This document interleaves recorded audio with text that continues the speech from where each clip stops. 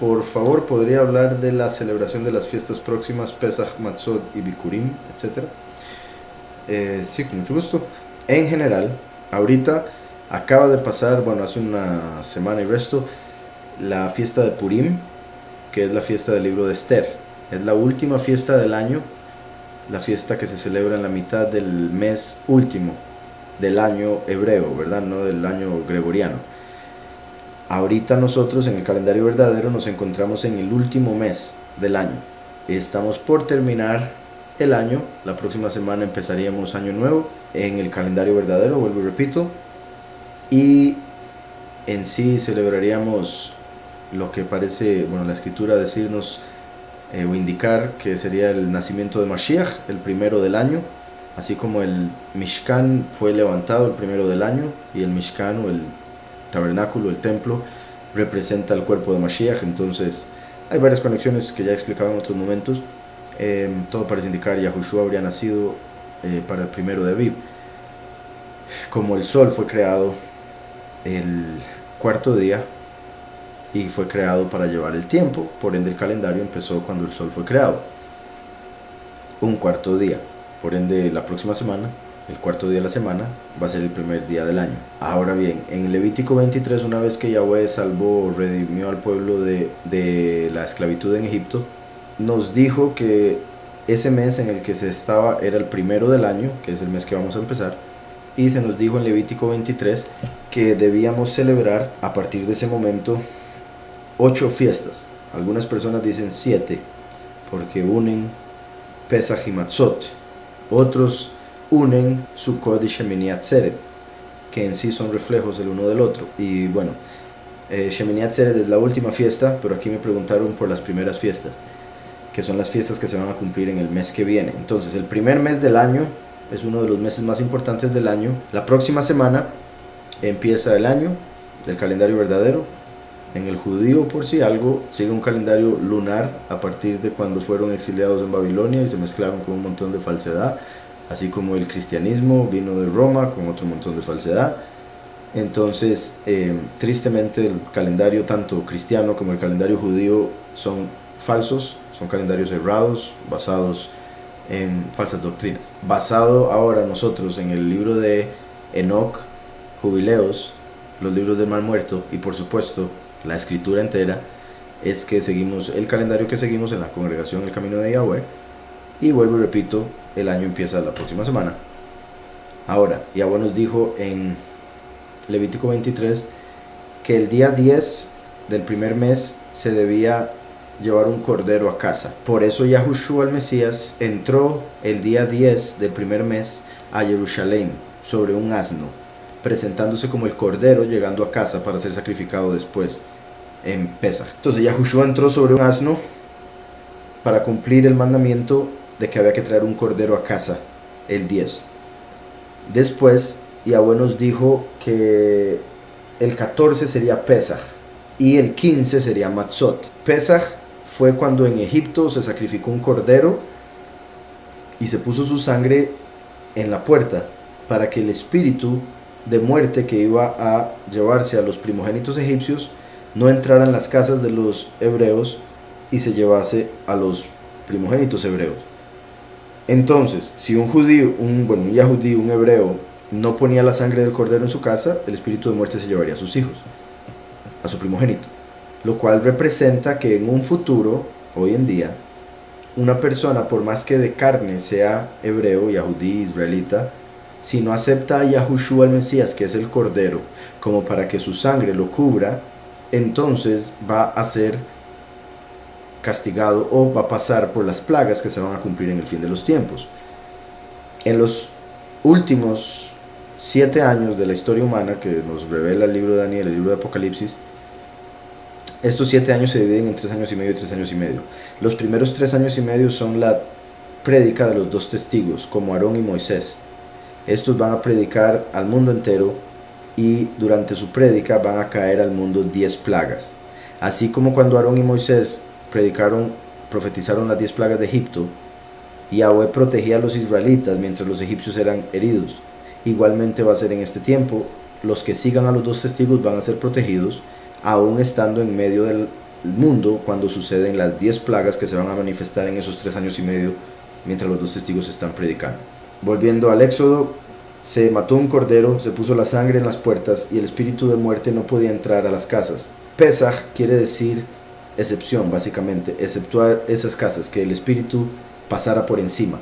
Después de que Yahweh les dijo que sacrificaran el cordero que habían traído desde el día 10, apenas terminó el sacrificio y se dio la plaga de los primogénitos, el faraón mandó a decirle a Moshe, bueno, de hecho fue a decirle a Moshe que se fuera inmediatamente.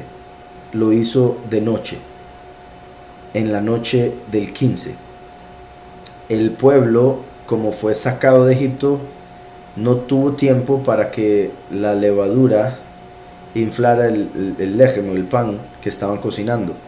Entonces, como se fueron de huida, se llevaron el pan sin leudar, y de ahí viene la fiesta de panes sin levadura. Representa un pan de aflicción, que fue el que se comió durante 7 días después de haber salido de Egipto, y por eso por 7 días no comemos levadura, que en realidad representa el hecho de que debemos alejarnos de toda hipocresía, de toda falsedad, de toda malicia, como la levadura de los fariseos, la hipocresía. Y Yahweh nos dice en Levítico 23, el 10 traiga un cordero y habría que sacrificarlo entre la tarde del 14 y el 15. Esto es clave, porque para los, bueno, y no voy a entrar demasiado en eso porque ya está todo grabado y puede durar mucho, pero lo que respecta al calendario judío, ellos ven el día como que empieza a las 6 de la tarde, entonces el día empieza en la noche, que ya por así, con solo verlo de una manera lógica no tiene mucho sentido que digamos. Se basan en unos versos de la escritura sacados de contexto, pero en este verso dan una interpretación que en realidad me parece completamente ilógica. Y Yahweh nos dice que debemos celebrar Pesaj entre la tarde del 14 y la tarde del 15. Pero si el día, según el judaísmo, empieza en la tarde, entonces entre la tarde de un día y la tarde del otro es en realidad las 24 horas de un día entero. Entonces no habría que mencionar el 14 y el 15, se mencionaría solo un día, el día que empieza en la tarde. Pero el hecho de que Yahweh nos diga que es de entre una tarde de un día y la tarde del otro día, quiere decir que el día empieza en la mañana, lo lógico, como se confirma a través de muchos otros versos de la escritura, por si algo. Los judíos aquí dicen que eso, tarde y tarde, se refiere a 2 vigilias, entonces se refiere a que se debe sacrificar en una cuestión de 3 horas. Pero es una interpretación que no tiene sentido cuando vemos lo que dice la escritura claramente, junto con otros versos, repito, no voy a entrar a fondo en eso. Pero entonces, el punto es que el cordero debía ser sacrificado entre la tarde del 14 y la tarde del 15. Después, en la noche del 15, el pueblo fue echado de Egipto. Salieron con el pan sin levadura, y de ahí viene la fiesta de Matzot, que Yahweh nos dice que debemos celebrar por 7 días, y que no se vea en nuestro hogar levadura alguna. No podemos comer levadura en 7 días, y repito, eso es para recordarnos y grabarnos en la mente el que no debemos tomar ninguna hipocresía en nuestro corazón. Ahora bien, los judíos siguieron celebrando eso, acordándose siempre del Éxodo como algo que ya pasó, como si Pesaj fuese una fiesta de nada más recordar algo. Y por eso es que Yahweh después reclama: yo odio sus fiestas, porque la forma en que ellos los cumplen no es como Yahweh mandó. No entendieron la razón por la que Yahweh mandó esas fiestas. Cuando Yahushua viene, se presenta el 10 de Aviv como el cordero. El 14, que es el día de empezar a preparar todo, el 14 los discípulos le dicen: ¿dónde vamos a comer Pesaj? Él les dice: preparen aquí y acá. Esa misma noche están comiendo el Pesaj. La noche del 14 claramente es entre la tarde del 14 y la tarde del 15. Entonces lo está celebrando con sus discípulos como debe ser. En la noche, en la medianoche, Judas lo entrega. En la mañana lo juzgan injustamente y lo cuelgan en el madero, lo sacrifican. Después de varias horas en el madero, muere, llegando la tarde, y los discípulos los fariseos se ponen como locos porque en el calendario de ellos, que es errado y que empieza en la tarde, para ellos apenas iba a empezar la fiesta. Entonces dijeron, apurémosle a enterrar a este hombre para poder ir a celebrar la fiesta, lo cual es sorprendente, la levadura que estaba en sus corazones como para matar al Mesías y después decir, vamos a celebrar la fiesta de la Escritura. Y eso es parte de la levadura y la hipocresía que estaba en ellos, que no los dejaba ver esa contradicción.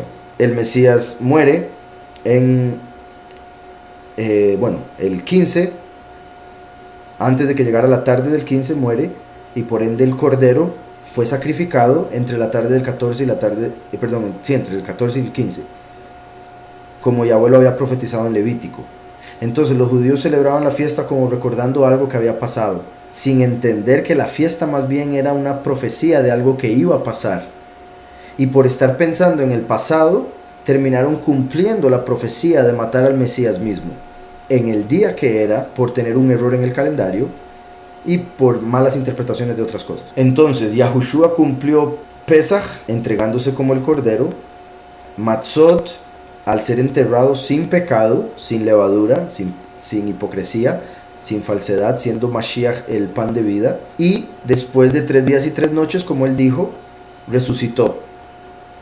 Se levantó de los muertos y el primer día de la semana se presentó ante Yahweh como el primero de los resucitados, el primero que se levantó entre los muertos para vida eterna.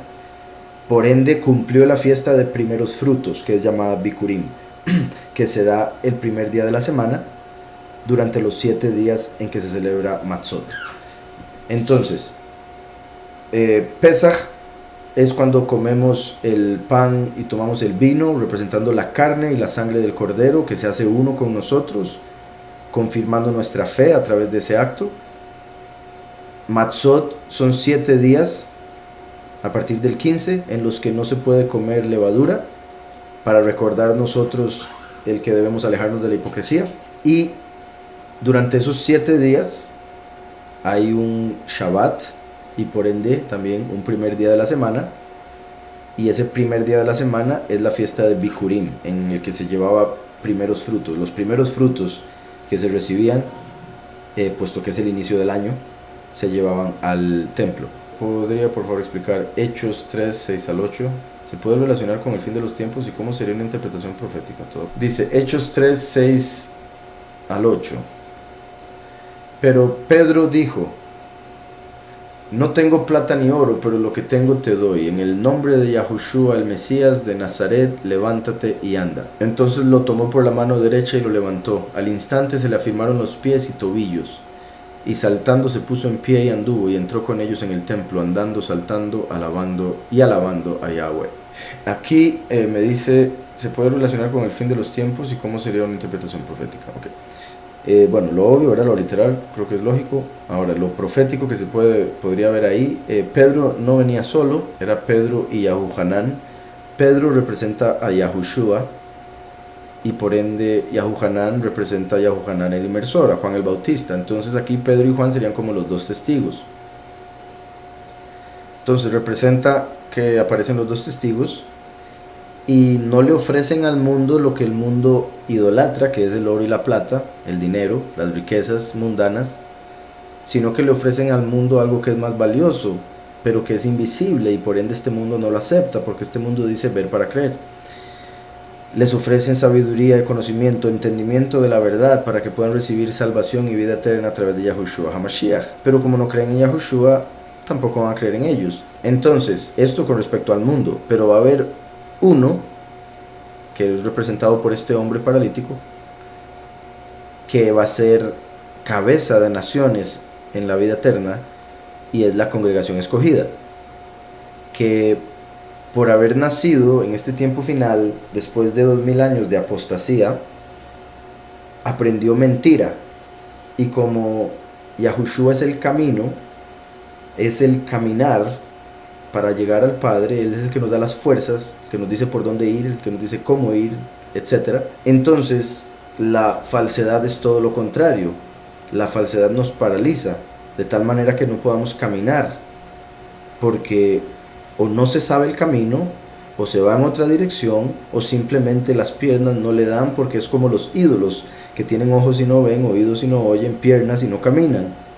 Entonces la persona que es idólatra en realidad no está acercándose a la meta, no se está acercando al Padre, en realidad se estaría alejando. Pero bueno, y me refiero a diferentes formas en las que las personas dicen creer, adorar, diferentes tipos de idolatría. Algunos están estancados, otros más bien se alejan, etc. Entonces, aquí vemos que un hombre sí cree, y este hombre representa a la congregación escogida, que por la apostasía no podía caminar. Quería llegar al Padre, pero no podía, porque no le dieron la capacidad. Sin embargo, llegan los dos testigos y les ofrecen a los 144,000 el nombre del Mesías, para que este nombre los haga poder caminar y llegar al Padre, puesto que el Mesías es el camino. Mientras que las otras religiones, como por ejemplo, bueno, me refiero a la cristiana principalmente, normalmente lo que ofrece es una vida fácil y dinero. Echen dinero aquí y van a recibir más dinero después. Y me refiero más que todo en lo que llaman la doctrina de la prosperidad. Entonces vemos aquí que le dice, no tengo plata ni oro, pero lo que tengo te doy. En el nombre de Yahushua, el Mesías de Nazaret, levántate y anda. Entonces lo tomó por la mano derecha y lo levantó. Aquí vemos algo sorprendente, porque, bueno, lo que respecta a lo literal del momento, la fe es lo que Pedro le estaba dando, como diciendo, por mi fe usted se va a levantar. Y obviamente el hombre tenía que tener fe también, por lo que vemos en el resto de la escritura, no puede haber contradicción. Pero mi punto es ver la fe de Pedro, después de todo lo que había pasado, de haber negado a Mashiach, etc. Aquí una fe tan grande como para decir, usted se levanta porque se levanta, y lo agarró de la mano y lo levantó. Que en sí, si digamos, hoy en día con la fe, digamos, como la congregación estaba como el paralítico, muy difícilmente una persona va a hacer algo como lo que acaba de hacer aquí Pedro, puesto que la persona más bien muy posible va a orar y después fijarse a ver si puede levantarse. No va a ordenarle a la persona que se levante y jalarla, con tanta fe que no le preocupa el que la persona caiga. Y espero eso se entienda, el nivel de fe que había llegado a obtener Pedro como para hacer esto. Entonces dice, lo tomó por la mano derecha. En el sentido espiritual o profético, el último, que está siendo representado aquí por Pedro, es la mano. Entonces a través de la mano, como la mano de Yahweh, eleva a la congregación para que se acerque al Padre. Al instante se le afirmaron los pies y tobillos. Entonces vemos que al instante en el que él lo agarró de la mano y lo levantó, se le afirmaron los pies y tobillos. No se le afirmaron antes de que él lo agarrara y lo levantara. Cuando uno ora y está esperando ver para después levantar, eso es ver para creer.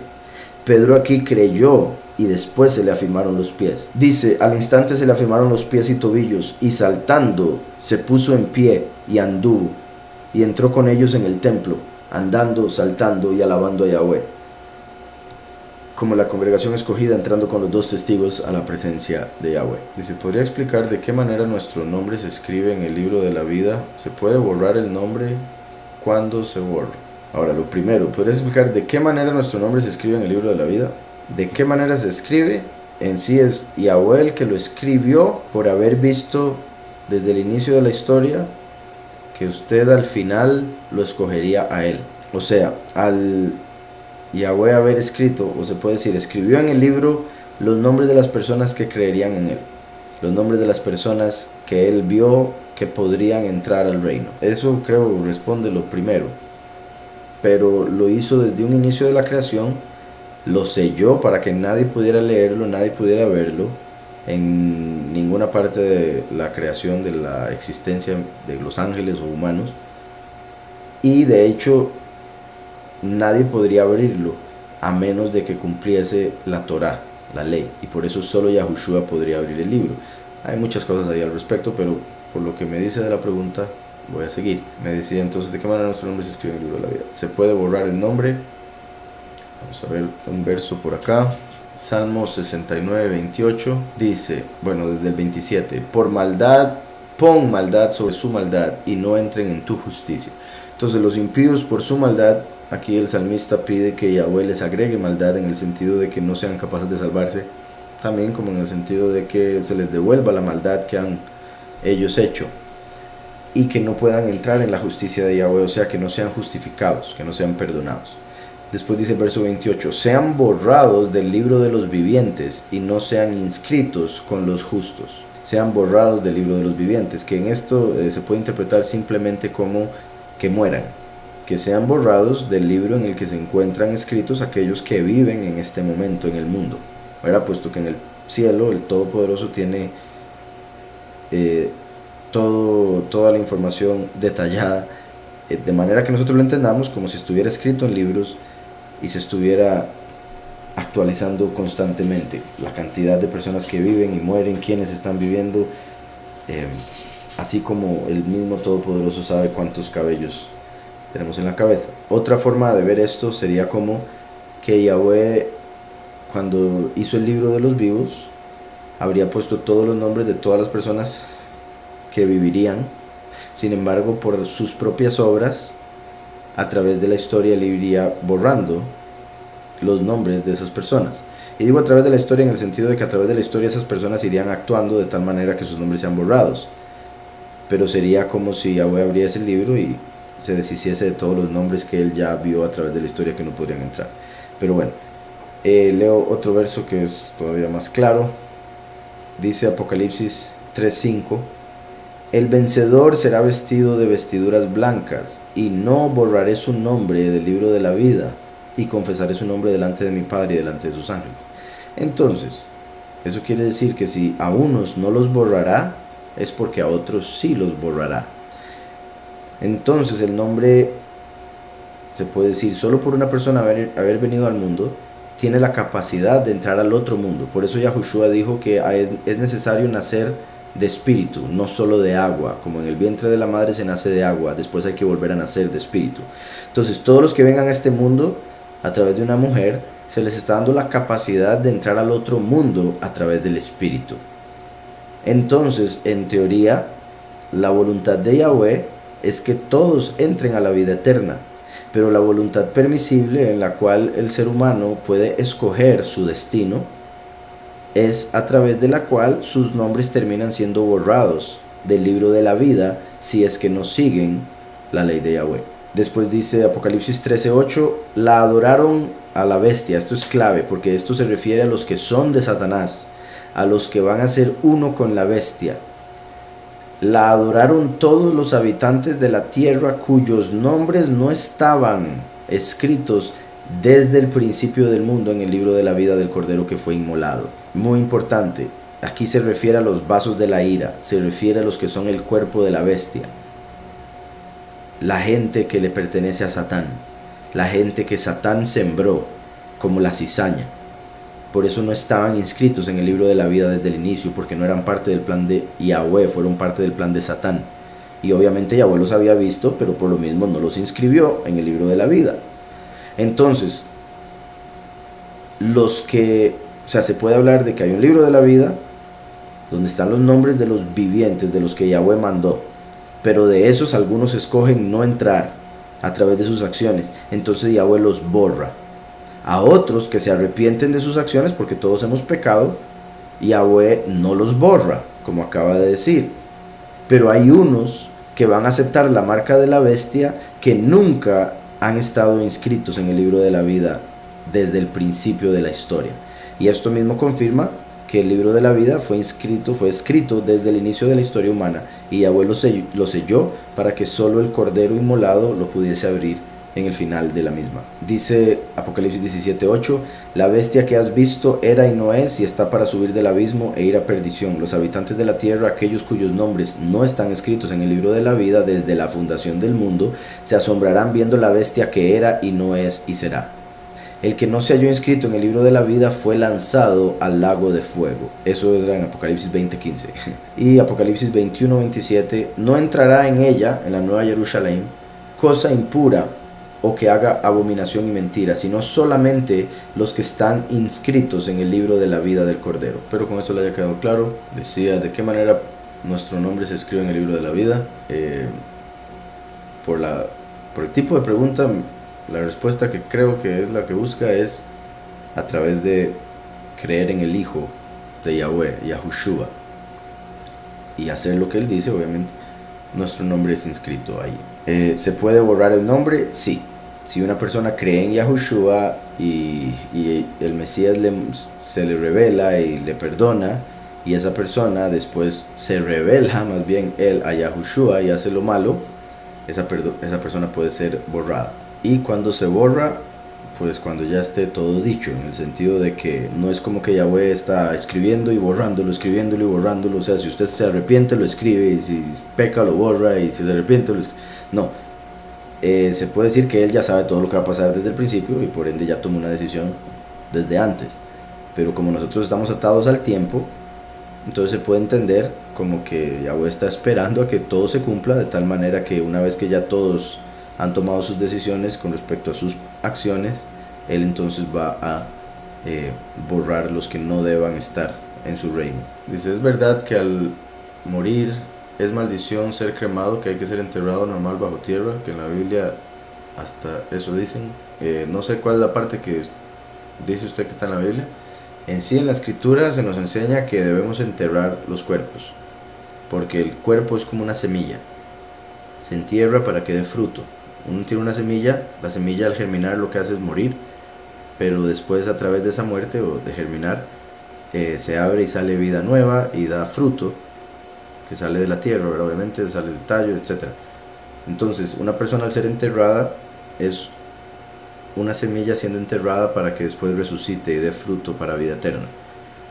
El quemar un cuerpo es como una expresión de falta de fe en la vida eterna, y es como una falta de respeto para el cuerpo de la persona, puesto que el cuerpo también Yahweh quiere que sea recompensado en la vida eterna, puesto que uno, a pesar de que tiene la maldad en la carne, también es la carne la que le ayuda a uno a cumplir los mandamientos. Entonces el quemar el cuerpo es como una ofensa. Y digamos, hay una rama del judaísmo que dice que cuando el Todopoderoso resucite a las personas lo va a hacer a través de un hueso que es indestructible.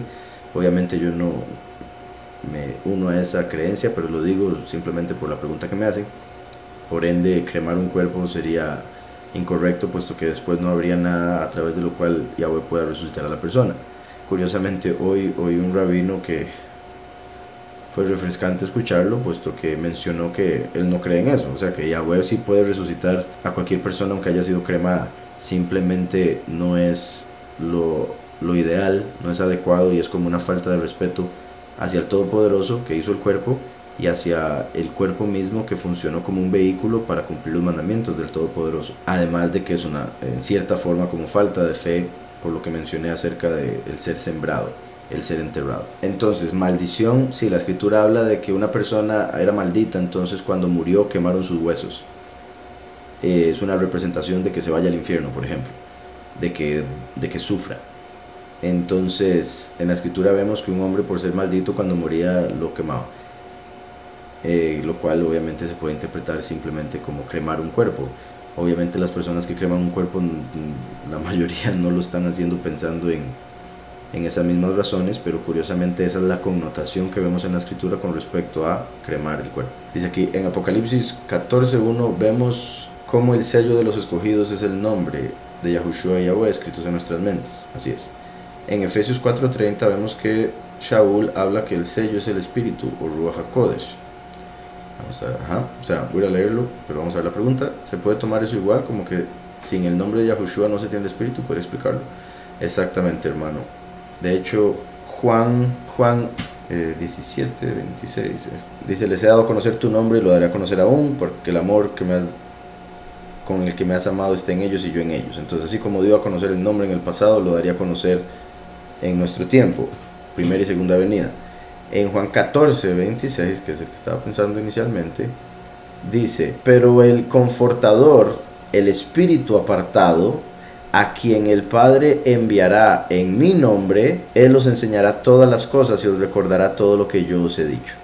Entonces, según Juan 14:26, la Ruach HaKodesh, o el Espíritu de Yahweh, que nos conforta, que nos enseña todas las cosas, según Primera de Juan, viene a nosotros en nombre de Yahushua. O sea, nosotros pedimos a Yahweh en el nombre de Yahushua y Yahweh nos envía su Espíritu. Entonces, la única forma de recibir el verdadero Espíritu apartado, celestial, es a través del nombre de Yahushua. De hecho, una palabra es un espíritu. Yahushua mismo dijo, mis palabras son espíritu. Todas las palabras son espíritu, pero las palabras de Yahushua eran espíritu de vida, son espíritu de vida. Pero hay personas que hablan muerte, puesto que tenemos el poder de la vida y la muerte en la boca. El espíritu en hebreo es viento, es la misma palabra. Ruach es viento, espíritu. Cuando nosotros hablamos, sale de nuestra boca aliento.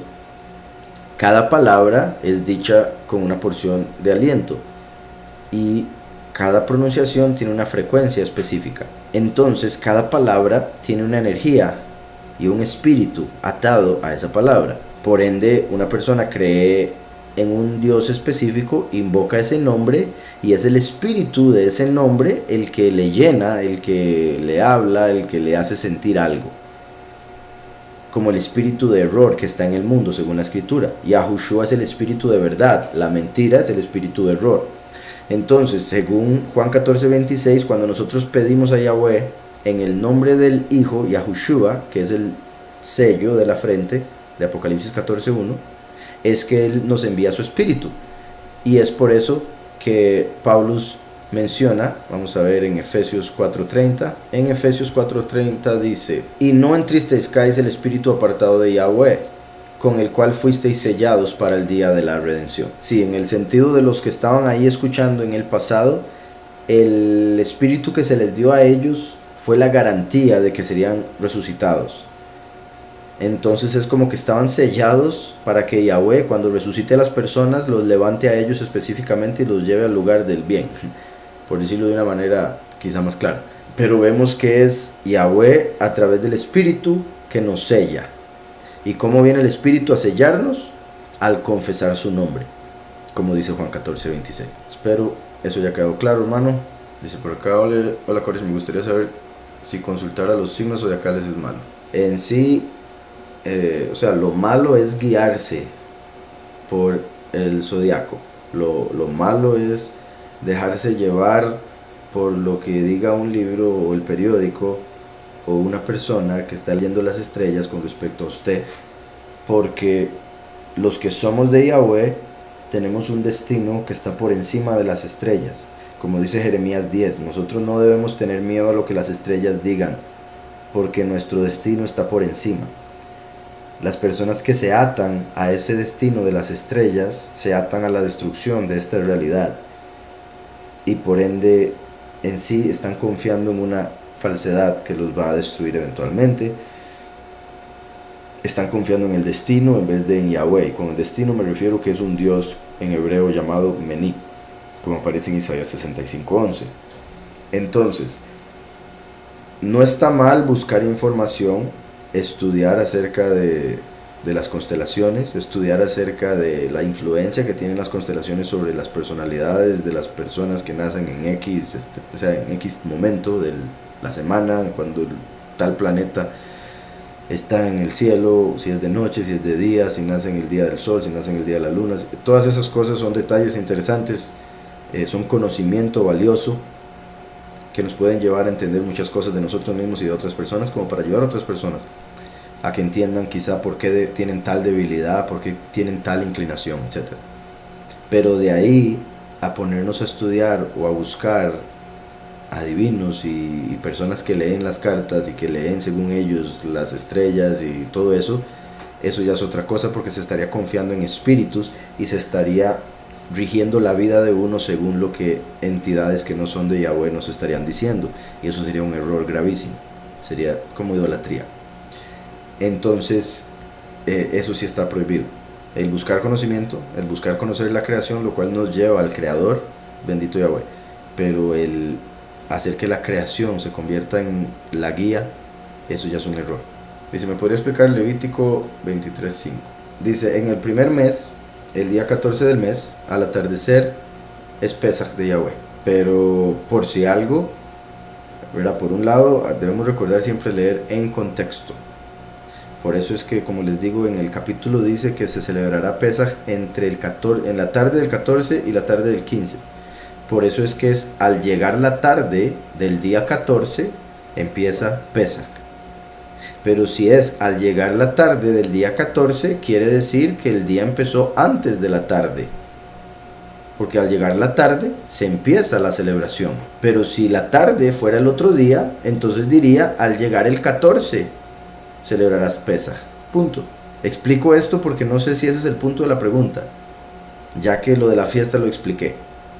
En el primer mes, que es el mes que está por empezar la próxima semana, el día 14 del mes, o sea, con 14 días después del miércoles de la próxima semana, al atardecer, 6 de la tarde, es Pesaj de Yahweh. Ahí empieza oficialmente Pesaj. Por eso Yahushua comió Pesaj con los discípulos en la noche del 14 y lo estaban matando en la mañana del 15, cumpliendo así Pesaj entre la tarde del 14 y la tarde del 15. Espero haya quedado claro. ¿Inician los sellos después de la resurrección de Mashiach y las trompetas durante los últimos 7 años? No. Como podemos ver en Apocalipsis, el sexto capítulo de Apocalipsis se abre el primer sello. Y el primer sello se abre cuando Yahushua está en el cielo a la derecha del Padre, sentado. De hecho, bueno, hay muchos otros detalles por los que se entiende que eso está pasando en este instante o está por pasar. Y digo en este instante que pueda estar pasando porque para Yahweh un día son como 1000 años. Entonces están pasando segundos en el cielo y aquí pasan días, meses. Entonces puede ser que Yahushua se esté sentando en el trono para tomar el libro de la vida y abrirlo, y de tal manera que se abriría el primer sello pronto. Como he explicado, el fin de los tiempos son 7 años, que es, según el libro de Daniel, la última semana de Daniel 9. 7 años, que se dividen, según Apocalipsis, en 3 años y medio y 3 años y medio. Los primeros 3 años y medio son los sellos, los últimos 3 años y medio son las plagas postreras. En Apocalipsis vemos que en el sexto capítulo de Apocalipsis se abren los primeros 6 sellos. Después, más adelante, vemos en Apocalipsis 8 que se abre el séptimo sello.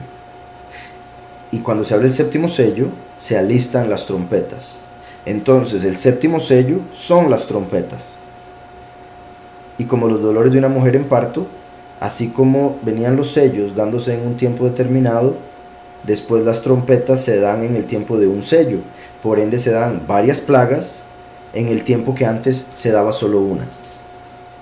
Como los dolores de parto que se van volviendo más frecuentes y más unidos entre las contracciones. Bueno, entre esos momentos de tranquilidad. Ahora, la forma en que me lo preguntan, no sé si es por alguna doctrina que haya escuchado con respecto a los sellos, las trompetas y todo eso. Hay doctrinas de doctrinas. Y no dudo que algunas interpretaciones puedan estar correctas de X manera, pero la escritura tiene varios niveles de interpretación. Sin duda muchas de esas interpretaciones son erradas, me he encontrado con muchas, pero viendo el Apocalipsis a fondo, detenidamente, vemos que el primer sello todavía no se ha abierto. Hay mucha gente que dicen que los sellos se han abierto hace mucho, hay gente que hasta dice que las trompetas, el mismo Bob Marley en una canción dijo que él pensaba que ya las trompetas estaban sonando, pero principalmente es porque fueron personas que no habían visto todo lo que ya hemos visto y que muestra el cumplimiento al menos de las señales de Mashiach. Bueno, entre otro montón de razones, en realidad es parte de no tener la Ruach HaKodesh que viene a través del nombre de Yahushua y demás. Pero cuando vemos Apocalipsis a fondo, con cuidado, nos deberíamos dar cuenta que el primer sello todavía no se ha abierto. Sin embargo, como he explicado, en cualquier momento se abre, y lo he venido diciendo hace mucho tiempo, pero entre más pasa el tiempo, más son las posibilidades de que se abra, lo cual es obvio, pero mi punto es, según las señales que se dan, es como que son demasiadas las señales. Y es sorprendente que la gente no se dé cuenta. Si un cristiano acepta los nombres correctos, ya no es cristiano, ¿qué sería ahora? Bueno, o sea, una persona, digamos, un cristiano puede aceptar los nombres correctos y puede que una persona mantenga las mismas doctrinas cristianas y simplemente diga que los nombres son los nombres correctos. Sin embargo, una persona que verdaderamente use los nombres y se ponga a pensar en la razón por la que en el cristianismo no se usan y lo malo que es que se use otro nombre, etcétera, etcétera, todas esas cosas lo van a llevar a sacar la deducción de que el cristianismo tiene muchos errores y por ende llegaría eventualmente a decir que el término cristiano no se aplica para sí mismo. Entonces debería ser un proceso natural de una persona que verdaderamente crea en el Mesías. El Mesías lo va a llevar a entender las mentiras, los errores de la iglesia cristiana y por ende eventualmente tendría que básicamente escoger entre la tradición y la verdad, entre la religión, entre la iglesia cristiana y la verdadera doctrina. Con respecto a cómo se llamaría, por un lado, cristiano es un término griego.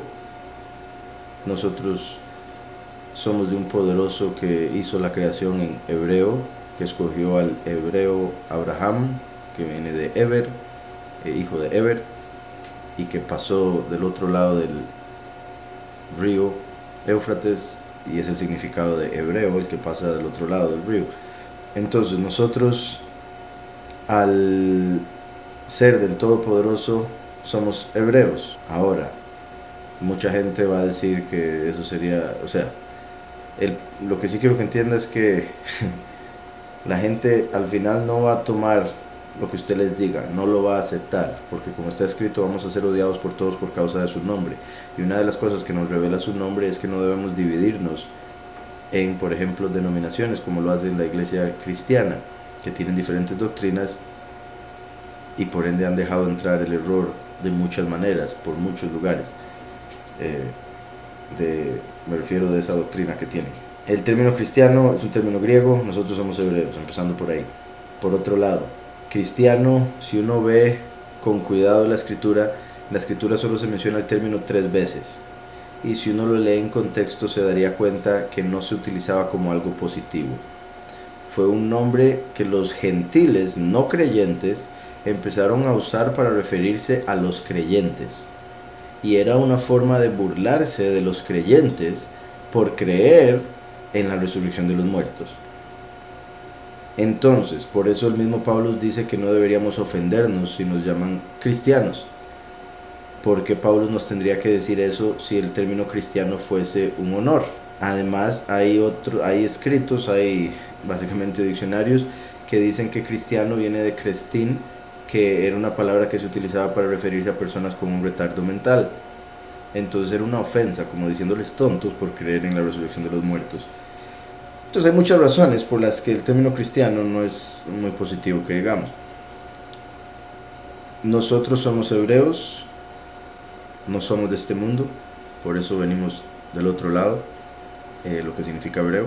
Somos Yahudim, que quiere decir los que alaban a Yahweh. Somos Yisraelim, venimos de Israel, y Israel quiere decir el que reinará como Elohim.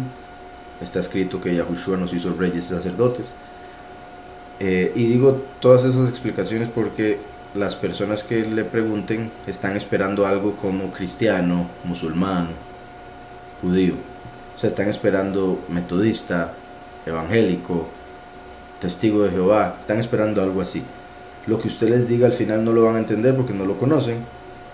Entonces una de dos, o lo van a atacar o les va a valer como si no les hubiera dicho nada. Porque lo que quieren es encasillar a la persona. Y no se trata de eso, en el sentido de la verdad no debería ser encasillada, pero eso es lo que hace este mundo como para tratar de entender las cosas y acomodarlas. Entonces la gente tiende a encasillar a las demás personas en algo y por ende por eso le preguntan a uno, ¿usted qué es? ¿Cuál es su religión? Para ya meterlo en esa casilla y punto. Entonces cuando usted les dice cosas que no entienden o se confunden o le dicen, ¿cómo usted va a decir que usted es judío? Y uno les puede decir, no, yo no sé qué judío, Yahudí. lo que llaman judío erróneamente. Y hay que hacer otro montón de explicaciones. Entonces, le van a criticar quizá por decir ser hebreo, ser israelita. Van a decir, usted es un latino, por no entender un montón de historia y de la escritura y otras cosas. Entonces, esos son temas que siempre van a tener uno que otro detalle ahí, dependiendo de la persona con la que hable. Pero usted les puede decir que su religión es la de Santiago 1.27. Dígale, 1.27, esa es mi religión. Nosotros seguimos el camino. Yahushua dijo, yo soy el camino. Y alabamos a Yahweh, por ende somos Yahudim. Entonces, espero eso le ayude de algo. El punto sí quiero dejar claro, y por eso hablé tanto, es que no se trata de encasillarnos. Pero por eso es que le dije varios títulos. Todos se aplican. Hebreo o Ibrí, Yahudí, Israelí. Somos creyentes en toda la escritura. Seguimos el camino de Yahweh, etc. No usaría mesiánico, a pesar de que creemos en el Mesías, por supuesto, pero por lo de las casillas, hay una casilla llamada judíos mesiánicos y tienen una doctrina que es una mezcla del favor con los mandamientos de hombres por la interpretación de la letra de la ley, según lo judío, y nosotros no seguimos eso porque básicamente contradicen muchas cosas que están en el nuevo pacto. Muchas cosas de la escritura las contradicen por tratar de ir a las raíces, se quedaron atascados en la falsedad del judaísmo de hoy en día. Entonces, decir ser mesiánico es ser encasillado en esa doctrina, y esa es una doctrina falsa. Por ende, a pesar de que creemos en el Mesías, no nos llamamos así, no nos hacemos llamar mesiánicos, porque la gente pensaría que creemos algo que no creemos, y por eso el problema de encasillar a las personas con un nombre así. Espero eso esté claro.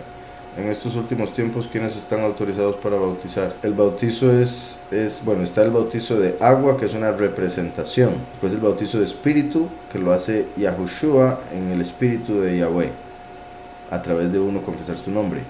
Y después viene el del fuego, que son las pruebas que se manifiestan en el fin de los tiempos a través de la prédica del último. Por eso Juan el Bautista dijo, yo los bautizo en agua, pero viene uno que los bautizará en espíritu y en fuego. Ahora bien, ¿quién tiene autoridad para bautizar? En sí, digamos, una persona que sea, a quien Yahweh le haya dado el ministerio de pastor, por ejemplo, obviamente tendría la autoridad, y la persona en sí es la que da la autoridad a la persona, al su líder, para que su líder lo bautice. Entonces es una cuestión en la que Yahweh da la autoridad al líder, y la persona que quiere ser bautizada, pues por decirlo así, está de acuerdo con esa autoridad del líder al verlo como pastor, y por eso se da. Pero no sé a qué o por qué dice la pregunta, porque el problema vendría siendo en qué nombre están siendo bautizados, porque puede ser un pastor, teólogo, que se diga ser profeta, que se bautiza en el nombre de Jesús, está bautizando en un espíritu que es diferente al nombre Yahushua. Entonces la escritura dice que debemos ser inmersos en su nombre. Entonces eso es clave. Es como cuando Paulus dijo que hay algunos que andaban diciendo ser de Apolos, otros que andaban diciendo ser de Paulos, otros decían ser de Yahushua, otros decían ser de este y del otro, porque habían sido bautizados por ellos. Pero Paulus dice, todos somos de Yahushua. O sea, los que bautizaron simplemente fueron un medio a través del cual Yahweh los inmersó para limpiarlos de pecado. Entonces, no hay que enfocarse en la persona que mete al otro en el agua, sino en lo que Yahweh está haciendo a través de ese acto en la vida de esa persona que fue inmersa. Pero eso quede claro. Dos preguntas. ¿Existe el infierno? Sí. ¿Y el maligno tiene un cuerpo físico o es un espíritu? El maligno, bueno, hay varios malignos, ¿verdad?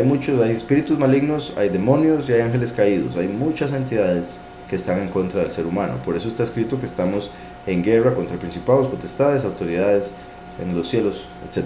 Si el maligno tiene un cuerpo físico, si se refiere a físico de esta realidad, pues lo va a obtener. Todavía no tiene un cuerpo físico, pero él es capaz de manifestarse de una manera, y esto va a parecer contradicción, pero bueno, o sea, él es capaz de manifestarse de una manera física, como poniéndose un traje para entrar en esta realidad, pero va a llegar a obtener un cuerpo propio, entre comillas propio, en el sentido de que el falso profeta va a ser un cuerpo humano para que el espíritu de Satanás pueda entrar en él. Pero originalmente es un espíritu maligno, es como un espíritu, o sea, la escritura dice que los ángeles son espíritus y hay muchos tipos de ángeles, diferentes formas, diferentes niveles. Nosotros tenemos espíritu de vida, pero tenemos un cuerpo de carne. Los ángeles habitan en una realidad más elevada que para nosotros es invisible, pero en la realidad de ellos son visibles entre ellos, por ende sí tienen un cuerpo, pero es un cuerpo más elevado que el nuestro y que es invisible para nuestra realidad. Que se podría decir que los cuerpos de ellos son hechos de materia oscura, o de la materia que están buscando a través del colisionador de partículas en CERN, por ejemplo, que es lo que llaman lo que no podemos ver. Entonces ellos serían hechos de una materia que es la contraria a esta materia que nosotros conocemos en esta realidad. Y al ser lo contrario, es invisible para nuestra realidad. Y ese cielo, el segundo cielo donde están los ángeles, fue hecho para representar el tercer cielo, que es invisible en todo aspecto. Entonces, el maligno tiene un cuerpo físico, tiene un cuerpo, sí, pero ese cuerpo lo va a perder, el cuerpo angelical lo va a perder, porque el cuerpo es una casa. En sí, vamos a ver cómo lo explico. Yahushua dijo: destruid el templo, yo lo levanto en 3 días. Se estaba refiriendo a su cuerpo. El cuerpo humano es el templo del Todopoderoso. En la escritura, el templo de Yahweh era la casa de Yahweh. Entonces, así como una persona con su cuerpo vive en una casa, el alma vive en el cuerpo. Entonces la casa es una representación del cuerpo. Por eso la escritura habla de que cuando los ángeles cayeron en el inicio de la creación, dejaron sus habitaciones celestiales, dejaron sus casas celestiales. Eso quiere decir que abandonaron sus cuerpos de esa otra realidad, y los espíritus que estaban en esos cuerpos se transfirieron a un cuerpo de carne de esta realidad para poder experimentar este mundo, y de ahí vino un montón de maldad, como lo vemos en los días de Noé en Génesis 6. Entonces los ángeles dejaron sus cuerpos. Lo mismo va a pasar con el cuerpo de Lucifer, con el cuerpo del tercio de los ángeles que caen a la tierra. Por ejemplo, en el judaísmo, al menos en tradición, bueno, hay un libro específico que dice que el cuerpo que dejó Azazel, que es el tercer Satán, le va a ser dado o estar reservado para Abraham. Y curiosamente Yahushua dijo que en la otra vida seremos como los malachim, tendremos cuerpos de malachim, de ángeles. Y todavía más interesante, o que se confirma eso, es que cuando el pueblo de Israel fue llevado a la tierra prometida, Yahweh les prometió junto con la tierra que ya tendrían casas construidas. No tendrían que construir casas, las casas ya estarían ahí como nuevas. Y eso es como dar a entender a los escogidos que al pasar de este mundo al otro mundo ya tendrían cuerpos listos, porque serían los cuerpos que dejaron los que habitaban antes el cielo, que se rebelaron y por eso cayeron, igual que los descendientes de Canaán, que se rebelaron y por eso cayeron y dejaron sus casas como nuevas, listas para que Israel entrara y las habitase. Y en lo que respecta a Satanás, hay varios libros que hablan de que Satanás se ha manifestado y que se manifiesta. Por ejemplo, dicen que en Estados Unidos tiene relaciones sexuales con 7 brujas de Estados Unidos, se manifiesta a ellas y se acuesta con ellas. Hay otros que hablan de que, bueno, hay quienes dicen, y sé que para muchos va a sonar loco, pero las fuentes de donde esto viene son bastante interesantes y son varias las fuentes. Como acabo de decir en lo anterior, son varios los libros que dicen algo similar, al menos no exactamente lo mismo necesariamente, pero sí de cómo puede aparecerse a través de un ritual específico y tener relaciones sexuales con una persona que esté en el ritual y que quiera eso. Hay varias historias de eso, que eso ha pasado. Y por otro lado también de que él, hay quienes dicen hasta que tiene una oficina en Nueva York, y se cree que lo representaron también en parte con la película El abogado del diablo. Entonces sí se cree que toma forma humana y se manifiesta a las personas que lo adoran, y obviamente no a todos, pero a algunos específicos de niveles muy altos como los del Illuminati. Pero va a llegar un momento donde se le va a dar un cuerpo humano que representa el templo de Yahweh, y por eso se va a cumplir que la abominación desoladora va a entrar en el templo. cuando Satanás entre en un cuerpo humano hecho para él. Y nada raro que sea un clon, habrá que ver clon de quién. Hay diferentes teorías con respecto a eso. Me ponen acá a explicar Apocalipsis 6 versos 5 y 6. Dice: cuando abrió el tercer sello, vi el tercer ser viviente que decía: ven. Miré y vi un caballo negro. Los caballos representan guerra. El negro en lo espiritual representa oscuridad, por ende lo negativo, y lo blanco representa pureza, por ende positivo. Y digo eso porque el primer sello es un caballo blanco, representa una guerra espiritual positiva. Este es un caballo negro, representa una guerra espiritual negativa, una guerra en contra de la vida, así como el primer caballo es una guerra a favor de la vida, puesto que da testimonio de Yahushua, que es la vida eterna. Entonces aquí dice: vi un caballo negro, el que lo montaba tenía una balanza en la mano. Está conectado con la constelación de Libra, entre otras cosas representando juicio, el juicio que viene para el mundo. Y en lo que respecta a lo que dice aquí el contexto, lo que viene a continuación, tiene que ver con que se va a manifestar un hambre mundial como nunca antes en el mundo se ha dado. De hecho, según vemos en la escritura, en la historia humana se han dado 10 hambrunas.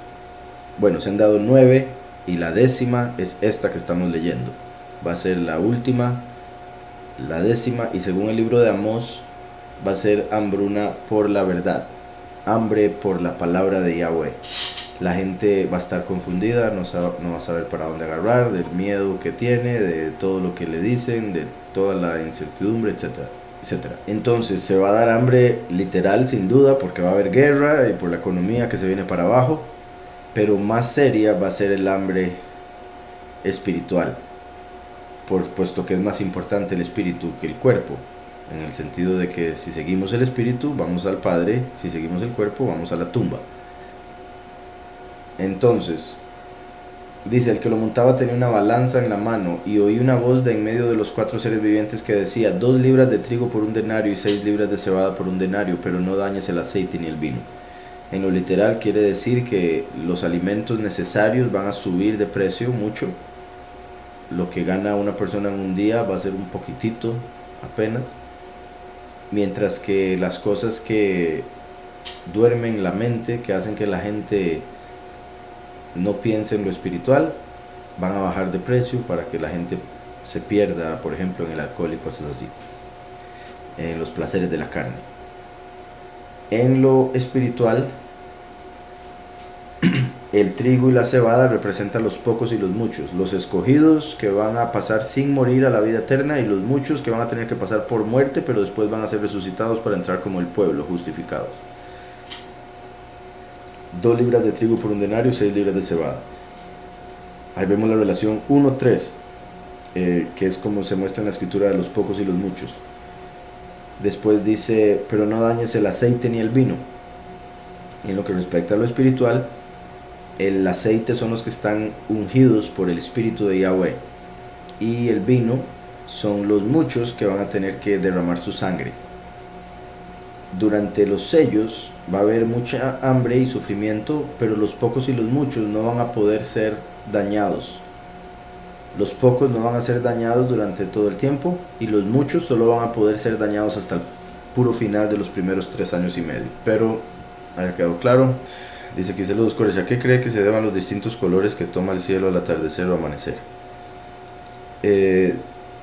Por varias cosas que he leído y estudiado, parece indicar que son los gases que se encuentran en lo que sería la atmósfera, que por el campo magnético se activan esos colores específicos. Ya se han hecho bastantes experimentos y pruebas donde se usan diferentes gases que están en el cielo, y cuando se ponen se pone un campo magnético, se produce el campo y se ponen esos gases, se muestran los mismos colores que podemos ver en el cielo todos los atardeceres. Y de hecho también, bendito Yahweh, hoy estaba viendo un video al respecto, un video del firmamento, y curiosamente tocaron el tema de los diferentes gases que se encuentran en la atmósfera y cómo el campo magnético activa los colores que vemos al atardecer. Pregunta: ¿cuánto duran los dolores de parto? cuándo empezaron y cuándo terminan. Depende de cómo lo quiera ver, porque digamos el fin de los tiempos empezó desde que Yahushua vino, pero obviamente entre más cerca, o sea, si el fin de los tiempos son 2000 años, el año 1999 es el fin del fin. Entonces es como, depende cómo lo quiera ver. Si lo vemos, por ejemplo, tomando en cuenta Mateo 24, Yahushua dice las señales que se darían antes del fin, y dice, estos son solo dolores, o sea, dolores de parto. Y después dice que la generación que vea esos dolores vería el fin, o sea, vería el parto. Entonces podemos hablar de que es una generación, y sería la nuestra. Pero como sabemos, digamos, una persona que tenga 30, 40 años, desde que nació ha visto, bendito Yahweh, pues habría visto el cambio, pero el puro final de ese cambio, por ende, digamos, si tiene 30, si tiene 20, habría vivido ya en un mundo cambiado. No habría notado cómo la cantidad de terremotos se ha multiplicado, volcanes haciendo erupción, desastres naturales de todo tipo, guerras, etc. La persona que nació hace 20 años piensa que eso es natural, que eso es normal, que eso siempre pasa. Pero los que han vivido 70, 80 años saben que no, que hace 80 años no era así. Y si alguien pudiese vivir 300 años, sabría que ahorita es completamente diferente a como era hace 300 años con respecto a todas esas cosas. Y no solo por el hecho de que no había internet, entonces no se podía comunicar una nación con otra nación tan fácil, pero simplemente porque las cosas no pasaban como pasan ahora, tantos desastres, tanto problema de la naturaleza, del gobierno, de todo al mismo tiempo. Antes era un problema aquí, varias décadas otro problema allá, ahora son todos los problemas al mismo tiempo. Entonces, como le digo, depende cómo lo quiera ver, desde qué punto de vista, pero en sí lo podemos resumir como que duran una generación. Y cuando terminan, cuando se acaba el fin de los tiempos. Que terminan en sí, los dolores de parto terminan cuando la mujer da a luz. Y la mujer da a luz en la mitad de los últimos 7 años. Si todo empezase este año, terminarían, obviamente me refiero para los pocos y los muchos, terminarían en 3 años y medio. Pero el mundo va a seguir en sufrimiento, van a pasar plagas más, pero ellos no van a dar a luz nada, porque promueven el aborto. Los ángeles pueden adoptar forma animal, pues sí, por eso las historias de la mitología, Zeus aparecía como un ganso o otros animales para tener relaciones sexuales, o sea, primero como un animal y después se convertía en un hombre. Explicar Marcos 16-17. ¿Quiénes pueden realizar los exorcismos según Yahushua? Dice, estas señales seguirán a los que creen, en mi nombre echarán fuera demonios, hablarán nuevas lenguas, tomarán serpientes en las manos, aunque beban cosa mortífera no les hará daño, etc. Hay gente que ha tomado esto tan literal como para meter en su doctrina y en su iglesia un montón de serpientes y bailar con ellas, tentando a Yahweh, y más de uno ha salido picado. Entonces, o mordido, como lo quieran decir. Entonces, aquí debemos entender que Yahushua se refiere a lo espiritual, y esto se cumplió literal con Paulus. Paulus lo picó una serpiente, pero no porque él estuviera jugando con serpientes o tentando a Yahweh. Él estaba recogiendo madera para echarla en un fuego. La serpiente, al caer en el fuego, saltó y picó, mordió a Paulus, y este, por creer en Yahushua, no tuvo temor, simplemente se la quitó y la tiró al fuego. Y la gente se quedó asustada porque estaba esperando que se muriera, y cuando vieron que nada le pasó, trataron de adorarlo. Entonces ahí se cumplió esto. Debemos entender, el punto es que si tenemos a Yahushua tenemos la vida, nada nos puede hacer daño. Entonces debemos vivir tranquilos, confiados, que si llegamos a beber algo que nos pueda matar sin saberlo, Yahweh nos va a proteger. Por eso dice, tomarán serpientes en las manos, y aunque beban cosa mortífera no les hará daño. Pero no quiere decir eso que Yahushua nos esté diciendo, usted cree en mí, ahora sí vaya, tómese un veneno, a ver qué pasa. Vea que no es eso, porque eso sería tentar a Yahweh. Entonces, digo eso por el hecho de que está en el contexto y lo leí, y tal vez algunas personas se pongan a pensar en ese punto, pero en lo anterior, según la pregunta, Yahushua acaba de decir claramente, los que creen en el Mesías como hijo de Yahweh, ¿qué pasará con ellos? En mi nombre echarán fuera demonios. Entonces pregunta, ¿quiénes pueden realizar exorcismos según Yahushua?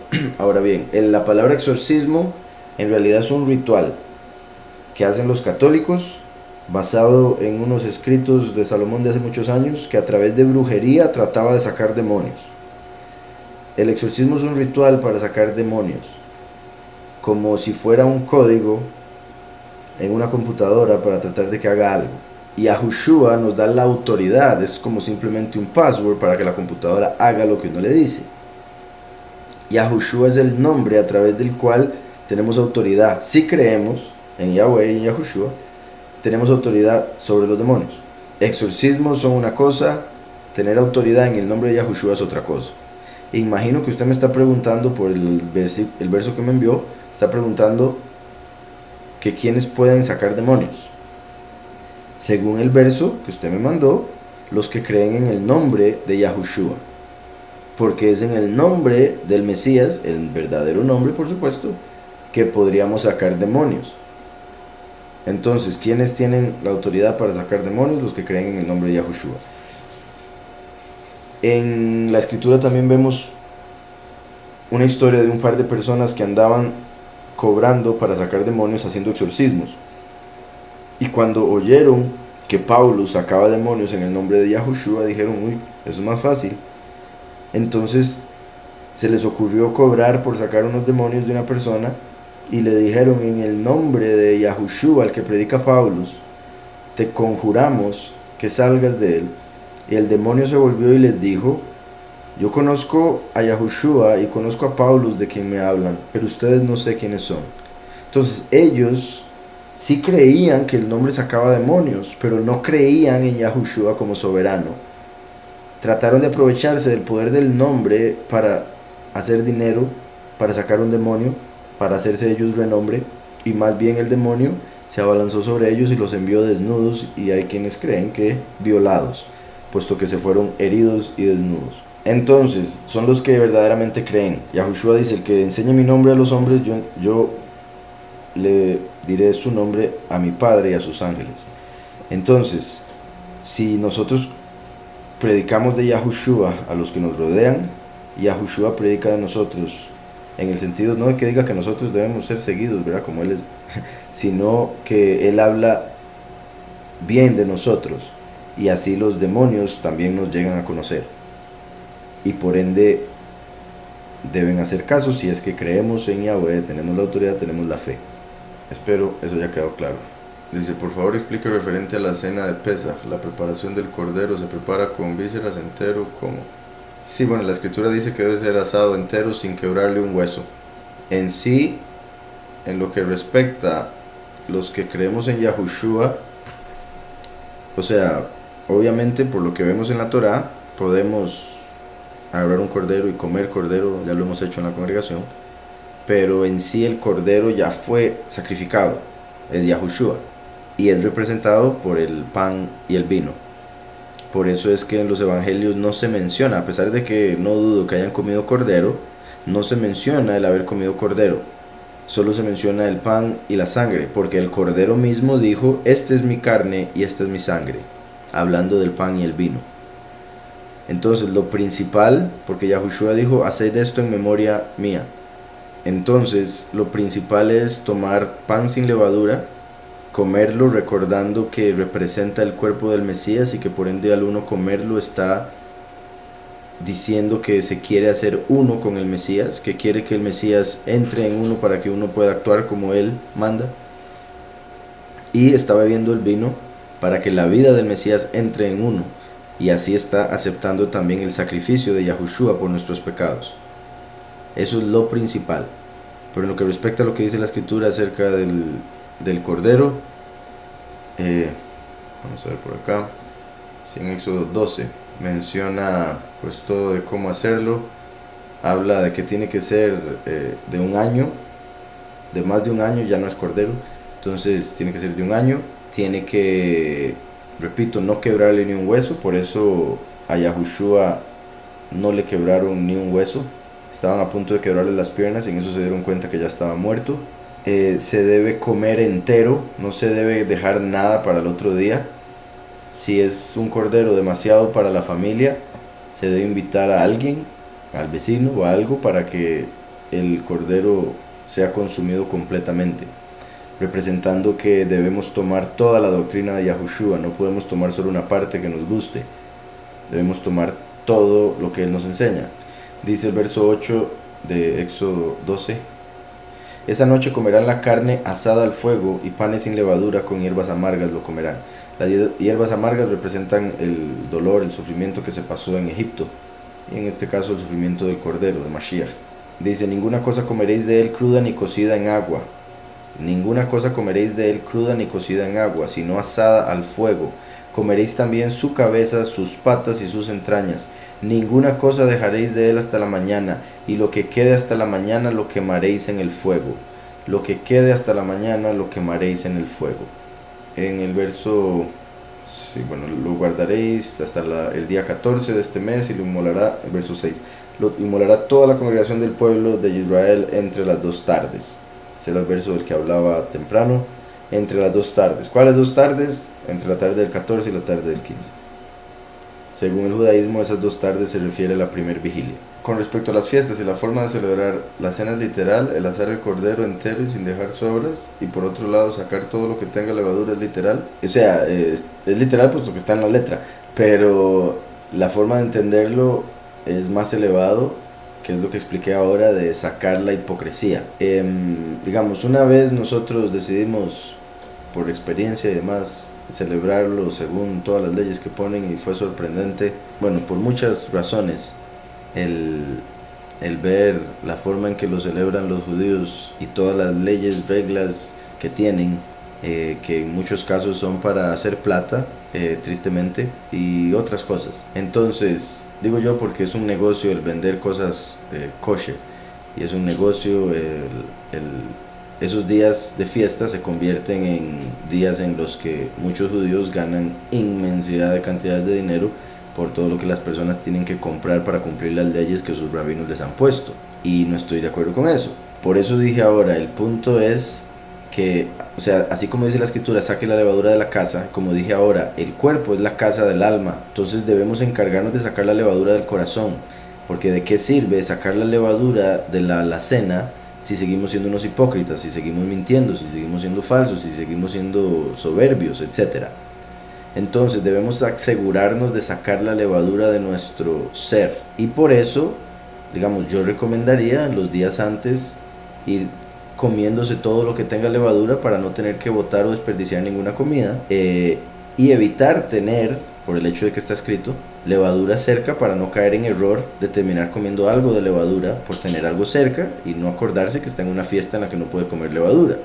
Entonces, por la fiesta no comemos levadura por 7 días, porque es solo por 7 días. A pesar de que entendemos que la levadura representa la hipocresía, nos enfocamos en la hipocresía, en alejarla de nuestro ser, de la soberbia y todo eso, al recordarnos que durante 7 días no podemos comer levadura. Entonces, cuando comemos matzá, nos acordamos del pueblo comiendo pan sin levadura al salir de Egipto, nos recordamos de Yahushua, que fue muerto sin pecado, y nos recordamos que no debemos ser como los fariseos, que eran unos hipócritas soberbios y demás. Con respecto a lo del cordero, como ahora expliqué, es que me imagino que en parte ya le respondí, entonces más o menos estoy repitiendo. Como ya expliqué, si quiere cumplir el mandamiento, pues sí, haga el cordero de esa manera, pero si tomamos en cuenta que Yahushua es el cordero y ya fue sacrificado, al comer el pan y el vino, se puede decir que espiritualmente ya estamos comiendo del cordero, porque es el cordero el que nos dijo: esta es mi carne y esta es mi sangre. Espero eso se haya entendido. ¿Por qué el libro de Enoch no se menciona al juez, solo al cabeza de días, o así se refiere al mismo Yahushua? Es que, bueno, en realidad, digamos, en el libro de Daniel vemos que habla del anciano de días, que sería el cabeza de días, como menciona ahí, y se refiere al Todopoderoso, el que era. Yahushua es el que es, y el último es el que ha de venir. En sí, el anciano de días hace principalmente alusión a Yahweh, aunque Yahushua ha existido desde el inicio de la creación, sin embargo sin carne, y aún en la carne ya ha vivido por 2000 y resto de años, por ende es el que más ha vivido en la carne, entonces, y principalmente en la carne que recibió al ser exaltado en la resurrección. Entonces en cierta forma se le puede conectar y depende también del contexto, pues cómo se puede interpretar, pero sí, principalmente ese término se refiere al Todopoderoso. En el libro de Enoch sí hace alusión a Yahushua, principalmente usando como referencia la visión que tuvo Enoch, que tuvo un sueño gigante en el que toda la humanidad era representada por diferentes tipos de animales desde el inicio de la historia hasta el final. Es muy particular que ahí la venida del Mesías parece, o sea, sale como que muy escondida, no es tan clara, y en cierta forma se podría decir que era una de las muchas razones porque el enemigo no podía estar preparado para la venida del Mesías. Como dice el mismo Mesías, que si el dueño de la casa sabe que horas va a venir el ladrón, estaría preparado para agarrarlo. Por eso es que el Mesías viene cuando menos el mundo lo espera. En el libro de Enoch se puede ver referencias al Mesías, pero de una manera muy como en misterio. Se hace de hecho más referencia al puro final, al Hijo del Hombre, y esa es una de las razones por las que los espíritus malignos de los gigantes que fueron condenados en el tiempo de Enoch, cuando el Mesías llegó, ellos le decían al Mesías que por qué había llegado tan temprano, que no era el momento del juicio, porque entre otras cosas Enoch escribió del juicio, pero no escribió de que el Mesías tendría que venir antes, no lo escribió de una manera clara. Por ende no, ni siquiera los demonios lo estaban esperando, como lo vemos en el Nuevo Pacto, porque no lo habían entendido. Como he explicado, en el Antiguo Testamento la venida del último, Yahweh lo revela de una manera muy directa, muy clara. La venida del primero está en misterio. Sin embargo, como ya se cumplió, y a todos se nos han enseñado, al menos en el cristianismo, muchas de las profecías que Yahushua cumplió, entonces para nosotros se ve lógico y obvio, pero para un judío es herejía. Lo mismo que los cristianos ven como confirmación de que Yahushua es el Mesías, los judíos lo ven como una blasfemia. En lo que respecta el Antiguo Testamento, se revela la venida del primero de una manera misterio. Ya se cumplió, entonces ahora lo vemos claro, porque una vez que todas las profecías se cumplen, pues ya se ven claras. Pero antes de que se cumplieran, no se sabía cómo se iba a cumplir. Nunca una virgen había quedado embarazada, nunca un hombre había cumplido toda la Torá, nunca un hombre había explicado la Torá como la explicó, nunca un hombre había levantado a un hombre que estaba muerto después de 4 días, nunca un hombre había dado la vista a un ciego que había nacido ciego, etc. Y él vino y lo hizo. Entonces, eso estaba profetizado, pero no se había entendido la profecía hasta que ya se cumplió. Y aún cumpliéndose, los fariseos lo rechazaron a pesar de que se sabían toda la escritura. Entonces en el libro de Enoch se puede decir está el Mesías, pero de una manera más de misterio, interpretación Sod, el cuarto nivel de interpretación. Dice Apocalipsis 3:20, he aquí yo estoy en pie a la puerta llamando, si alguno oye mi voz y abre la puerta, yo entraré a él y cenaré con él y él cenará conmigo. Porque Yahushua habla diferente en Juan 14:23. Dice, respondió Yahushua y le dijo, el que me ama mi palabra guardará, y mi Padre lo amará, y vendremos a él y haremos morada con él. Entonces dice, ¿por qué Yahushua habla diferente en Juan? Me imagino que se refiere a la diferencia de que en una Yahushua está diciendo que él llegará y cenará con él, entrará y cenará con él. El cenar en una mesa con alguien representa verse como uno mismo, en el sentido de que se ve a la persona como a sí mismo, de tal manera que por eso las familias cenaban juntas, porque la familia es una unidad. El padre es la cabeza, la madre es el cuerpo, los hijos son las extremidades. Entonces la familia cena junta porque son uno. Yahushua está diciendo que entraría y cenaría con uno, quiere decir que él enviaría su espíritu para hacerse uno con uno. Y como el espíritu que él envía es el del Padre, entonces el Padre está incluido en eso. Sin embargo, simplemente en Apocalipsis 3:20 dice, he aquí yo estoy en pie a la puerta llamando. Esto es para compararlo, está en Apocalipsis, y Yahushua lo está diciendo para compararse en sí lo que se está diciendo con Génesis, cuando Yahweh le dice a Caín, el pecado está a la puerta acechando. El Mesías, que es la verdad, el perdón al pecado, está a la puerta esperando que lo inviten a entrar. El pecado está acechando a la puerta, por eso lo dice de esta manera. Dice, yo estoy en pie a la puerta llamando. Si alguno oye mi voz y abre la puerta, el último, la segunda venida, es la voz. Entonces el último, como la voz, da a conocer el nombre como la llave para que abran la puerta hacia el Padre. Si alguno oye mi voz y abre la puerta, yo entraré en él, a través del Ruach HaKodesh, que viene en su nombre, como lo dice Juan 14. Yo entraré en él y cenaré con él, o sea, me haré uno con él, y él cenará conmigo. Porque Yahushua habla diferente en Juan 14:23, ahora voy a ir a Juan 14:23. Dice, respondió Yahushua y le dijo, el que me ama, mi palabra guardará. Aquí se está refiriendo a un estilo de vida. En lo anterior estaba hablando de los que son de esa doctrina errada, que si se arrepienten, Él vendrá a la vida de ellos. O sea, personas que por ejemplo dicen ya tenerlo, y Yahushua les está diciendo, si usted se arrepiente y reconoce que no me tiene, entonces yo voy a venir a usted y le voy a dar de mi espíritu. Eso es lo de Apocalipsis. En Juan está hablando de un estilo de vida de aquellos que creen en Él y le siguen. El que me ama, mi palabra guardará. Se refiere a cumplir su voluntad y se refiere a su nombre, la palabra. Y mi Padre lo amará, porque si uno ama al Hijo, el Padre lo ama a uno. De esa manera el Padre lo hizo todo perfecto. Y dice, y vendremos a Él a través del Espíritu.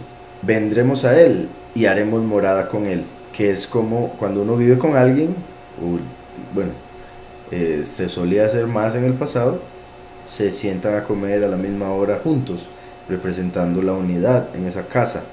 Así como en un cuerpo pueden haber la inclinación al mal y la inclinación al bien, en una casa dos personas pueden vivir. Entonces, como ya expliqué ahora temprano con respecto a cómo el cuerpo es la casa del alma, entonces por eso Yahweh está diciendo que Él va a venir a habitar con uno, a hacer morada con uno. Espero haya quedado claro. Vamos a ver. Dice, el ángel de Yahweh enviado para guiar a Israel, en Éxodo 23:20, ¿se refiere a Yahushua? Se refiere a Micael. Hay muchas personas que consideran que Micael o el ángel Miguel es Yahushua. Entonces, también por eso, o sea, por la similitud de las cosas que hablan en la escritura de Micael y de Yahushua, hay muchas personas que piensan que Micael es Yahushua. Hay muchas personas que piensan, por ejemplo, esto que me menciona acá, que el ángel no era el ángel Micael, sino que era Yahushua. En sí, Yahushua es la palabra y Micael es la voz. Yahushua es el agua, Micael es el fuego. Por eso una columna de nube los guiaba de día como la luz, y de noche como el ladrón en la noche los guiaba una columna de fuego. Por eso el Malach se le manifestó como un fuego que no consumía la zarza a Moshe, y etcétera, etcétera. Entonces fue Yahweh a través de, si hablamos del lado positivo, fue a través de Micael, que hizo lo que hizo, como el Malach de Yahweh, para representar la palabra de Yahweh, que vendría después a hacer el camino. Pero Micael es el último, o sea, la segunda venida. Voy a leer Éxodo 23:20 y dice, el 23:20, yo envío mi malach o mi ángel delante de ti para que te guarde en el camino. Eso es clave, porque Yahushua dijo, yo soy el camino.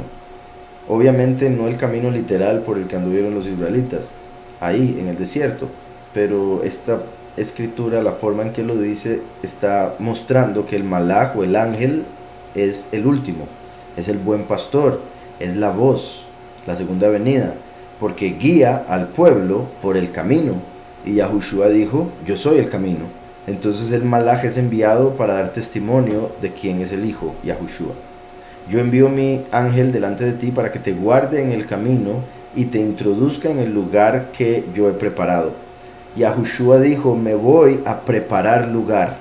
En la casa de mi padre muchas moradas hay, si no fuese así yo os lo hubiera dicho. Me voy a preparar lugar, dijo él. Y ahora vemos aquí que el malach te introduzca en el lugar que yo he preparado. Entonces Yahushua se fue a preparar lugar, mientras el malach, el último, la segunda venida, como le dirían, viene al mundo y recoge a la congregación para guiarla por el camino al lugar que Yahushua ha estado preparando los últimos 2000 años. O puede ser que lo haya hecho un día, pero me refiero desde que se fue. Entonces, eso espero esté claro. Me gustaría saber tu opinión acerca de los que ya se bautizaron en nombre Yahushua y posteriormente se ponen la vacuna o marca, ¿pierden la salvación? La marca de la bestia, o sea, como he dicho, la vacuna está yendo hacia la misma manifestación de lo que la escritura nos dice que es la marca. Pero voy a hablar con el término marca de la bestia. La marca de la bestia condena a la persona que se la ponga completamente. O sea, una persona que se pone la marca, al hacerlo está confirmando que nunca creyó verdaderamente en Yahushua, no como debía. Pero sí, hablando de la marca, ¿verdad? Por si algo, porque no sé, bueno, como he dicho, digamos, todas las cosas que están haciendo con esa inyección, la forma en que están hablando de lo que piensan hacer con los que estén inyectados y los que no en el futuro, que unos van a poder comprar y otros no, eso es exactamente lo que dice la escritura. Y solo el hecho de que por hablar de ese tema me hayan bloqueado la semana pasada es muy particular, porque la evidencia está, yo nada más estaba repitiendo las cosas, la evidencia está en todo lado, es cuestión de investigarlo, pero me bloquean como si fuese yo el que está mintiendo, cuando si fuese así, no sería, bueno, cada uno va a tener su opinión, pero no sería necesario bloquearme si fuese tan fácil contradecir lo que dije. Levítico 16:8 se aplica para nosotros. ¿Y cómo se aplica? Hay que entender que toda la escritura se aplica, simplemente hay que ver cómo, o sea, cómo se interpreta según el Ruach de verdad y no la letra, porque la letra mata más el espíritu vivifica. Todo el libro de Levítico ya está grabado en el camino de Yahweh, entonces pueden ver todo este capítulo si desean completo, y ahí voy a explicar más a fondo. Ahora, en este caso, ok, él está hablando, el Levítico 16 es acerca del día de Yom Kippur. Ahora, me pregunta que si esto aplica con nosotros. Aplica en el sentido de que nosotros debemos entenderlo. Y ahora lo digo de esta manera ya viendo a qué se refiere. Porque está hablando del capítulo, tiene que ver con el ritual que se hacía durante Yom Kippur. Se agarraban dos machos cabríos, se tiraban suertes y uno se sacrificaba para Yahweh y otro se dejaba libre para Azazel. Se llevaba las culpas de todo el pueblo, así como Azazel va a ser culpado por todo el pecado de la humanidad. El otro macho cabrío moría por los pecados del pueblo, así como Yahushua murió por nuestros pecados. Por eso fue que Pilato puso a Barrabás y a Yahushua y le dijo al pueblo que a quién liberaba. Y ellos dijeron que liberaran a Barrabás. Entonces Barrabás representó el macho cabrío para Azazel. Barrabás curiosamente quiere decir hijo del Padre. Yahushua es el hijo de Yahweh, que es el Padre Celestial. Por ende, dos machos cabríos similares, uno fue sacrificado para Yahweh y el otro fue dejado libre. Dice, luego echará suertes Aarón. Aarón es el sumo sacerdote. Cuando el templo estaba en pie y había un sumo sacerdote, el 10 del séptimo mes se llevaba a cabo este ritual, que era una representación, era un acto profético que se cumplió ya hace casi 2000 años con la muerte de Yahushua y con eso que expliqué de Barrabás. La muerte de los dos testigos va a ser en el día de Yom Kippur. Entonces la muerte de los dos testigos va a terminar de completar el ritual de Levítico 16. En sí, la parte espiritual, la mitad de la fiesta de Yom Kippur se cumplió con la muerte de Yahushua y con ese evento que mencioné de Barrabás. Pero falta la muerte del becerro y el carnero de Yom Kippur que aparece en Levítico 16, y esos son los dos testigos. Pero leo el verso, Levítico 16:8, luego echará suertes Aarón sobre los dos machos cabríos. Eso fue como Pilato diciéndole al pueblo a quien dejó libre, dejándolo a la suerte del pueblo, la muerte del Mesías. Una suerte por Yahweh y otra suerte por Azazel. Entonces, eso es, repito, un evento que se hacía en el templo, es un acto profético, algo que ya se cumplió con Yahushua, y es un verso que nos revela el nombre del tercer Satán, aquel que va a ser culpado de todos los pecados del mundo. Así como el otro macho cabrío era muerto por los pecados, así como Yahushua murió por nuestros pecados, vemos que Azazel se lleva los pecados, y eso se confirma en el libro de Enoch. Espero me haya quedado claro. Teniendo en cuenta que estamos en la apostasía, a la hora de casarse, ¿cómo sería? ¿Orando y entregando la relación a Yahushua o se debe hacer algo más? Sí, pues en resumen, así en pocas palabras, eso sería, o sea, si no hay cómo, si no hay otras cosas, como lo repito, o sea, me refiero, si no está, porque digamos que siga la congregación nuestra de otro país y donde usted esté, estoy dando un ejemplo, no haya mucha gente alrededor que crea lo mismo, entonces sería muy difícil reunir a todo el mundo para la vara, ya voy, todas esas cosas, que sería lo ideal, ¿verdad? Pero si solo son dos, más los dos testigos de la relación, porque como ya he mencionado en la escritura vemos 5 puntos con respecto al matrimonio, que son el contrato civil o terrenal. No necesariamente tiene que ser un contrato es un contrato entre dos personas normal. Hoy en día se hacen con un abogado civil y todo eso, entonces pues es lo ideal, puesto que mucha gente necesita eso como para tratar de comportarse en el matrimonio, o de no estar pensando en dejar al cónyuge y demás. Pero vemos en la escritura y en historias de culturas antiguas que se hacían contratos en los que, digamos, como se era más responsable en el pasado con respecto a la palabra de cada persona llegaba a un acuerdo, escribían algo, los dos firmaban ante dos personas y eso era válido. Hoy en día hay leyes que harían algunas de esas cosas válidas, algún tipo de contrato de palabra y cosas así, pero obviamente el matrimonio se hace con un abogado, protocolo, todas esas cuestiones, y se firma, que sería, repito, como ya la forma más, más terrenal de hacerlo y con las leyes del mundo o del país en el que se encuentre. Y ese sería el contrato terrenal. Después se pide a Yahushua que sea el abogado celestial para el contrato celestial, y como dice la escritura, todo lo que ates en la tierra será atado en los cielos. Entonces, al ser atado en la tierra con un abogado terrenal, contrato terrenal, después se ora a Yahushua para que él, como el abogado celestial, los ate en el cielo. Entonces, contrato terrenal, contrato celestial, que haya al menos 2 testigos que sepan de la unión, una celebración, que es lo que vemos en la escritura, que es un momento épico para los cielos, puesto que es como el nacimiento de una persona. Por la unión de ambos llegan a ser uno nuevo. Y por último, el consumar el matrimonio, que es a través de la relación sexual. Entonces, en resumen, eso es.